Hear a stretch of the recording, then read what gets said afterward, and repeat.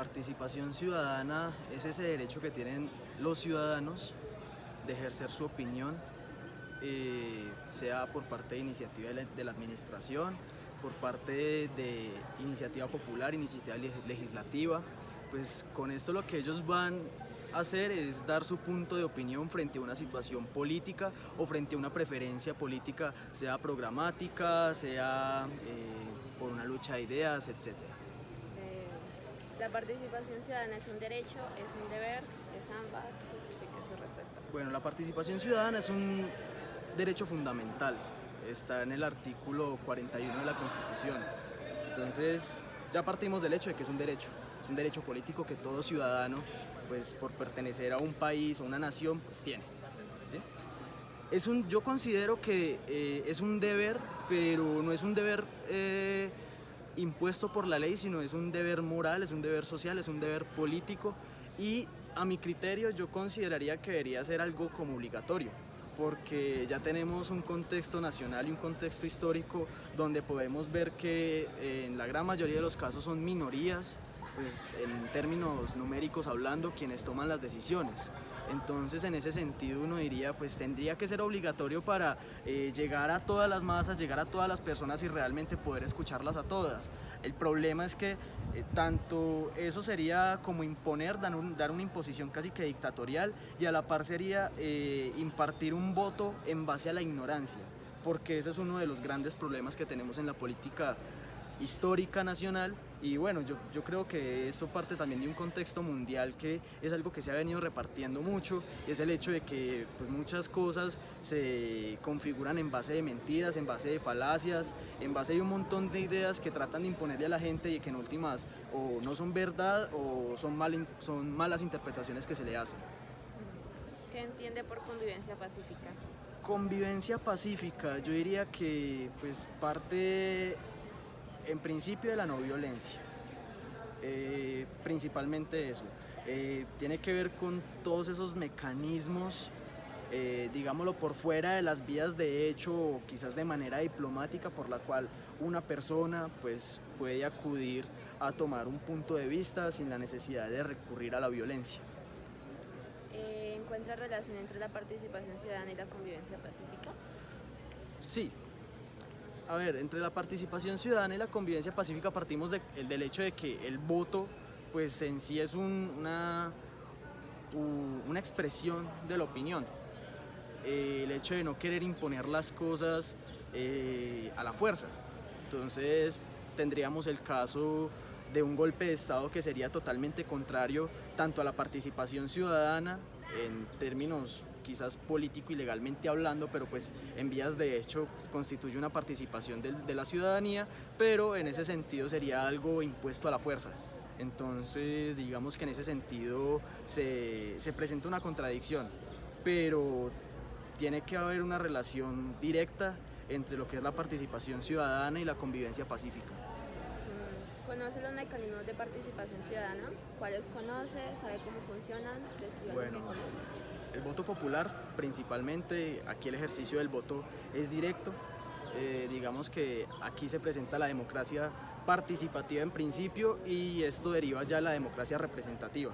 Es por ejemplo el caso de que tú elijas a una persona para que vaya a un cuerpo colegiado, sea un congreso, el consejo municipal, la asamblea departamental. Partamos de ese hecho. Están las consultas populares. En esto con lo que se hace es preguntarle a la ciudadanía sobre un aspecto político de relevancia sea para el contexto nacional, departamental o municipal. Entonces, digamos que es un voto de opinión, porque la fuerza vinculante no es directa, es apenas un voto donde se dice sí o no, pero realmente las implicaciones no son que lo que dice la gente es lo que se hace. Está el plebiscito, que también parte como con la misma idea de la consulta popular, la cual se le hace una pregunta a la ciudadanía y también esto tiene como un efecto vinculante o una fuerza obligatoria de cumplimiento. Pero pues digamos que hay otros medios dentro de la administración para poder acudir a la aplicación de una norma, por ejemplo el plebiscito por la paz. Ya vimos que se hizo una pregunta y el hecho de que perdiera el plebiscito o que ganara la opinión del no, pues de todas formas implicó para la administración buscar otro mecanismo para poder legislar o para poder reglamentar. Está la consulta previa. La consulta previa es, por ejemplo, lo que está pasando, o bueno, lo que pasó con el pueblo de Tolima, ¿es que se llama? Cajamarca.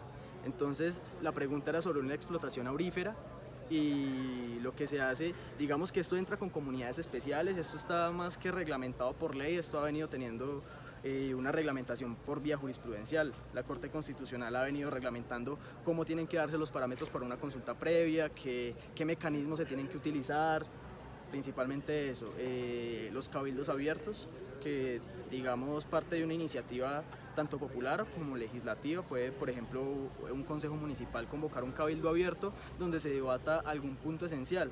Entonces, en ese sentido, está abierto a la ciudadanía y ellos dan como su punto de opinión. Yo diría que este es como el máximo esplendor de la democracia, tanto deliberativa, aunque teóricamente no se dé eso, pero principalmente la democracia participativa, y es el hecho de que un ciudadano, sin la necesidad de tener que ejercer un voto, pues acceda a las decisiones políticas y jurídico-administrativas que se tomen dentro de un ente administrativo, sea el país, sea el departamento, etc. Están, a ver, ¿cuál otro? Ok, ya están. ¿Sabes en qué consiste las juntas de acción comunal? A ver, más o menos. A ver, la Junta de Acción Comunal, digamos que parte como de una sectorización de un municipio. Entonces, digamos que ahí se toman ciertas decisiones. Hay unas votaciones que es para el representante de la Junta de Acción Comunal. Creo que en algunos otros lugares les dicen ediles, pero pues realmente la función, digamos que es similar. Entonces, se nombran unos partidarios de la Junta de Acción Comunal y se toman decisiones frente a lo que pueda pasar en una comuna, etc. ¿Has participado alguna vez en él? Una Junta de Acción Comunal no. ¿Qué opinión le merece? Pues yo diría que en cierta parte es necesario. O sea, el hecho de no tener que depender solamente, por ejemplo, del Consejo Municipal que diga, no, es que necesitamos tales cosas y entonces tenga que acudir a un órgano central. Digamos que es una parte de la descentralización de la participación ciudadana y del ejercicio, digámoslo, del poder político que se puede ejercer. ¿Tiene algún comentario, punto de vista, observación y o sugerencia sobre la participación ciudadana? Sí, bastante. Primero, pues que se tendría que dar una formación política grandísima, porque, o sea, yo tengo conocimiento de los mecanismos de participaciones gracias a estudiar Derecho, pero si tú te vas y le preguntas a un estudiante cualquiera o un estudiante del común y pues solamente dice, no, pues la votación, el referendo, me faltó el referendo y de pronto la consulta popular. O sea, digamos que son como los tres pilares fundamentales. Más allá de eso, pues tampoco saben como las consecuencias que podría traer una votación, lo que se va a decidir, falta una formación política frente a cuáles son los aspectos que se van a tomar o los aspectos que se van a definir a la hora de uno votar. Entonces digamos que eso es un largo trasegar, un largo camino que se tiene que tomar y pues yo diría que el primer punto de acceso en principio es la academia. Entonces, tanto la familia como los colegios, digamos que todos tienen una cierta parte de responsabilidad frente a la formación y la cultura, más que todo una cultura política, digámoslo, bien fundamentada y que no dependa tanto de la demagogia y de las mentiras que se imparten incluso actualmente como lo podemos ver.